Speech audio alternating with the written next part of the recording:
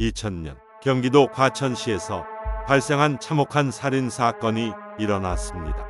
피해자는 가해자의 친부모. 현재 범인은 현재 무기징역을 복역 중입니다.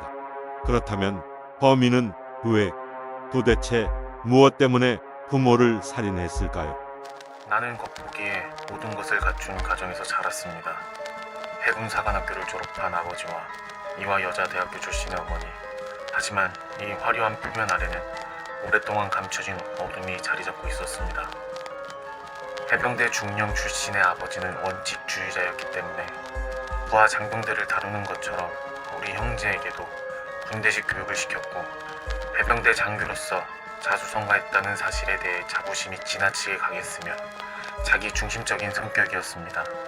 또한 나의 어머니는 종교에 지나치게 심취한 데다 자존심이 매우 강한 완벽주의자였으며 늘 욕구 불만에 따른 좌절감과 분노로 가득 차 있어 히스테릭 증상이 심했습니다. 특히 우리 두 형제에게는 아버지보다도 훨씬 엄격한 스파르타식 교육을 시켰죠. 우리 어머니는 어릴 적부터 신학대학원 등의 잦은 종교적 활동 등으로 집을 자주 비웠고, 아버지는 군생활 특유의 잦은 타지 출장과 훈련 외박으로 인해 집에 들어오는 횟수가 적으셨습니다. 어머니는 항상 요리나 청소 등의 집안일도 게을리하며 본인이 다른 곳에 나갈 때면 우리 형제에게 집안일을 떠넘겼습니다. 심지어는 크리스마스와 어린이날, 자식들의 생일들은 없는 날 취급하면서 어버이날과 본인의 생일에는 우리들에게 선물을 강요하였습니다. 우리 부모님은 군생활에 나오는 아버지의 적은 봉급, 성격 차이가 겹쳐 부부 사이는 결혼 초부터 많이 싸움을 하셨고, 또한 한번 부부 싸움이라도 했다고 하면 두세 달 동안 가족들과 대화도 하지 않고 밥도 자기 방에서 혼자만 먹었습니다. 내 부모님은 양쪽 모두 자식들, 특히 차남인 나를 항상 증오했고, 말도 안 되는 잔소리와 헛소리, 그리고 폭언을 자주 퍼부었습니다.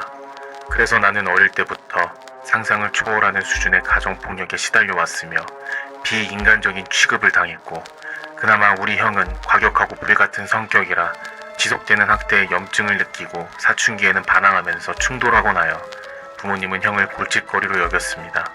하지만 형은 그런 방식으로라도 스트레스를 발산했기 때문에 나에 비해 악감정을 덜 쌓은 편이었고, 부모님이 비교적 관대한 편이었으나 둘째 아들인 나에게는 상상을 초월하는 학대를 가했습니다.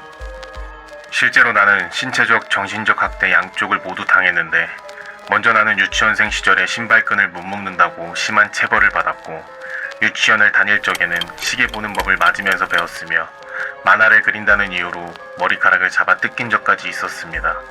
게다가 나는 전화 메모를 제대로 적어놓지 않았다는 이유로 따기를 맞기도 했으며, 나의 부모는 나에게 차라리 나가버려라, 나가 죽는 게 좋겠다, 싹수가 노랗다 따위의 막말을 쏟아내면서 생일도 전혀 챙겨주지 않았습니다.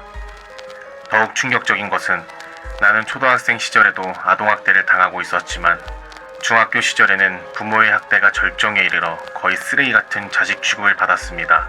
그 일례로 중학교 3학년 시절에는 늦게까지 공부하다 무의식적으로 잠이 든 후 깨어나자 이를 본 나의 어머니가 나를 폭행한 후 너 같은 놈은 공부할 필요가 없다, 이제부터 집안 청소나 해라 라는 폭언을 남겼고, 이 때문에 충격을 받은 나는 한강에서 투신 자살할 마음까지 먹었지만 포기했습니다. 내가 살인을 저지르기 10일 전 지속되는 학대에 형이 대학에 입학하자마자 집을 나간 후 어머니는 이에 당황이라도 했는지 화해를 청하며 독신자 아파트를 마련해주고 나름대로 관심을 보이기 시작했는데, 이 아파트를 마련할 돈을 나의 명의로 대출받을 것을 요구했다. 이 일로 나는 안 그래도 대출 사건으로 마음이 상할 대로 상한 상태인데, 아파트 이사를 도와주고 온 후 뭔가 마음에 들지 않았던 어머니가 또 호되게 혼을 내자 결국 참았던 것들이 모두 폭발하면서 무려 4시간에 걸친 말싸움을 했다. 이때가 처음이자 마지막으로 어머니에게 한 적극적인 반항이었다. 그 다음날 어머니로부터 그 사실을 모두 전해들은 아버지가 어머니와 함께 나를 호되게 야단치기 시작하자 나는 폭발하여 다시 한번 그동안의 분노를 울면서 모두 쏟아냈다. 하지만 아버지 역시 그런 건 그때그때 이야기하지 왜 이제 와서 얘기 꺼내냐? 라는 식으로 나를 멸시하고 모욕을 줄 뿐이었고, 나는 그제서야 부모와 전혀 대화가 통하지 않는다는 사실을 깨닫게 되었다. 사건 당일 2000년 5월 21일 새벽, 당시 24세였던 나는 양주를 통째로 비워버린 다음 어머니가 자고 있는 방에 들어가 어머니를 망치로 살해하고 약 4시간 후 아버지도 같은 방법으로 살해하였다. 어머니를 먼저 살해한 것은 특별한 이유는 없었다. 직접적인 원흉이 가장 컸으니 나도 모르게 먼저 손이 가지 않았을까? 그리고 막상 어머니를 죽인 후 내가 살인을 했다는 생각에 너무 무서워서 아버지는 죽이지 못하고 4시간 동안이나 방 앞을 왔다 갔다 하며 안절부절 못했다. 날이 밝아오자 아버지가 잠을 깨서 이 광경을 볼 것을 걱정과 불안한 나머지 결국 아버지도 살해했다. 둘을 한 번에 죽이지 않고 수시간의 시간차를 둔 이유가 바로 이 때문이었다. 그리고 무려 이틀에 걸쳐 시신을 토막내어 여러 곳에 유기하고 청소 및 뒤처리를 했다. 시체를 오븐에 넣어 태우려고도 했으나 부피가 줄어들지 않는다고 해서 실행에 옮기진 않았다. 이후 시신은 청소부에 의해 발견되었고 사체의 지문을 토대로 신원을 확인하였다. 경찰의 가택 수사 과정에서 집에 있던 나는 검거되었다. 사건 직후 경찰서 진술에서 어쩔 수 없는 선택이었다. 미안하다고 말하기가 그렇게 어려웠냐? 라며 울먹였지만 지금 내 삶에 후회하진 않는다.